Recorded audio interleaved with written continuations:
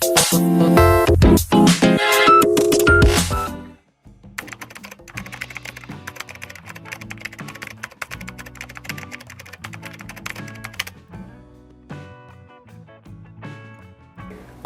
di dalam kantor tidak akan bisa hilang.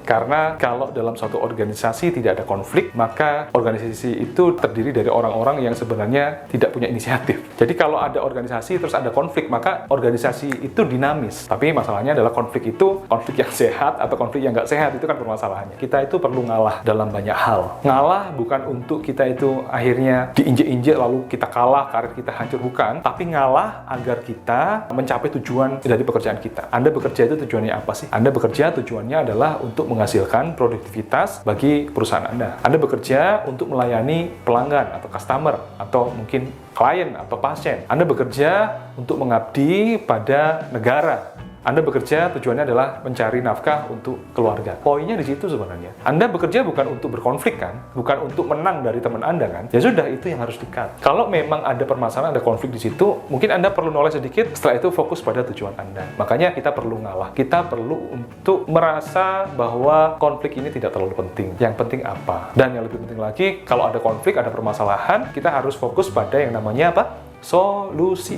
bukan pada permasalahannya, tapi pada solusinya. Jadi kalau ada permasalahan, Anda bertengkar dengan teman Anda, jangan bertanya, ini siapa ya tadi yang menyebabkan? Ini siapa yang salah ini? Jangan bertanya seperti itu. Karena kalau Anda bertanya seperti itu, pasti Anda mendapatkan jawabannya. Oh, yang salah dia. Kenapa kok bisa begini? Oh, karena begini. Nah, konflik itu akan semakin besar. Sama saja, Anda melihat api, Anda siram bensin atau minyak tanah. Maka dia akan semakin berkobar. Pertanyaan yang tepat adalah begini, bagaimana cara untuk mengatasi ini?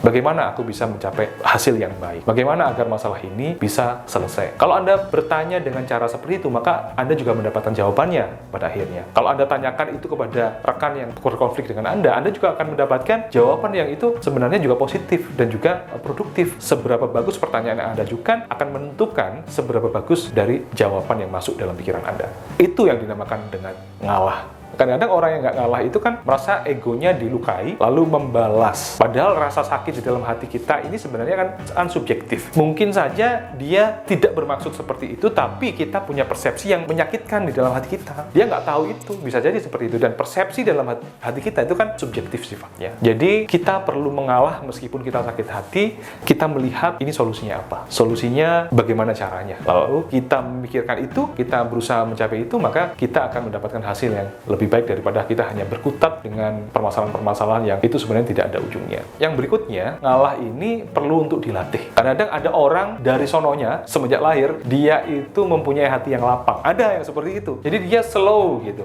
santai gitu, relax gitu. Memang orangnya pragmatis, orangnya santai aja gitu. Tapi ada juga orang yang nggak begitu. Ada orang yang dicubit dikit langsung marah gitu. Ada yang seperti itu. Maka sabar, ngalah itu sebenarnya relevan untuk orang-orang yang pemarah malahan. Ngalah itu tidak untuk orang yang memang dari bayi slow. Ya buat apa slow? Dia sudah slow gitu kan. Buat apa ngalah? Dia sudah ngalah duluan. Ngalahnya relevan untuk orang-orang yang suka marah, yang memang mudah untuk meledak. Jadi kalau Anda adalah orang yang suka marah, mudah meledak gitu, temperamennya tinggi, maka ngalah adalah latihan spiritual bagi Anda. Tidak langsung kita tuh nggak usah berekspektasi, wah kita langsung bisa, enggak. Pelan-pelan saja nggak apa-apa. Oke, aku tahan gitu, aku tahan. Gitu. Oke, sudah selesai. Besoknya lagi ada konflik lagi. Oke, aku tahan dulu gitu kan. Tidak bereaksi.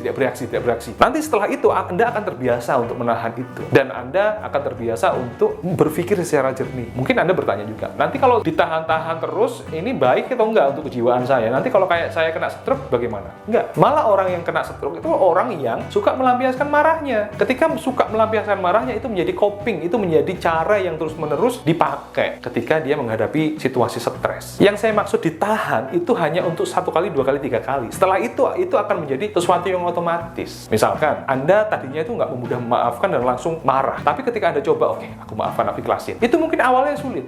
Kedua, ketiga, keempat, kelima sudah agak mulai mudah. Yang berikutnya akan lebih mudah. Karena marah itu, ya, ego itu seperti bola salju yang gliding dari atas ke bawah. Jadi yang tadinya kecil, itu lama-lama menjadi besar. Akhirnya bisa membuat rumah itu berantakan kalau kena bola salju yang sangat besar itu. Sehingga ketika dia masih kecil, ego Anda masih kecil, atau marah Anda itu masih kecil, itu langsung aja dimatikan. Langsung aja kalau ketika Anda dendam, waktu Anda marah, itu langsung aja dimaafkan. Kalau enggak, kalau kalau Anda biarin, itu kan akan muter tuh peristiwa di dalam pikiran Anda. Itu akan membuat marah Anda semakin besar, tidak memaafkan Anda semakin besar.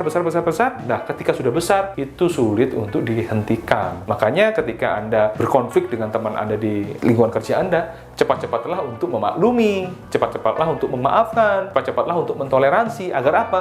Agar tidak muter di pikiran Anda dan itu menjadi dendam. Itu menjadi ganjalan emosional di hati Anda. Dan apa yang terjadi ketika itu terjadi? Anda akan mengalami permasalahan di dalam karir Anda. Anda tidak fokus lagi pada tujuan Anda. Anda hanya fokus pada konflik-konflik yang terjadi dalam lingkungan kerja Anda. Karena manusia itu adalah makhluk sosial. Dia akan fokus juga pada hubungan sosial. Maka Anda bisa berfokus pada konflik itu pada akhirnya. Makanya kita harus ngerem tidak sampai besar marah kita, dendam kita, agar kita kembali lagi fokus ke tujuan kerja kita. Makanya saya tanya kepada Anda, tujuan Anda apa? Apakah Anda ingin lebih produktif untuk perusahaan, naik pangkat, mendapatkan income yang baik, mengabdi pada negara, untuk customer, atau jangan-jangan Anda hanya ingin berfokus pada konflik dengan teman-teman Anda?